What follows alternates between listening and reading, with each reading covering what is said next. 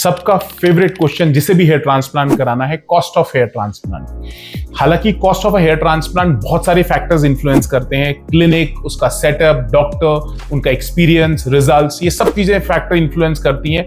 लेकिन जो फैक्टर बिल्कुल इंफ्लुएंस नहीं करना चाहिए वो है कि पर फॉलिकल, पर ग्राफ्ट। ये बेसिकली मार्केटिंग की भाषा होती है।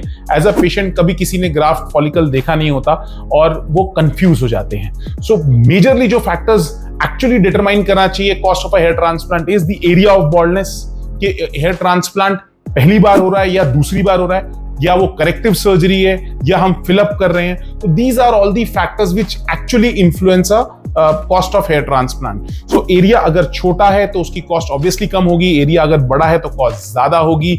अगर वो करेक्टिव सर्जरी है, ट्रांसप्लांट पहले हो चुका है, तो उसकी कॉस्ट हमेशा थोड़ी सी प्रीमियम होगी। और बिल्कुल ही अनऑर्गेनाइज्ड मार्केट 30, 40, 50, 60 हजार रुपए वाले hair transplant patient should definitely avoid.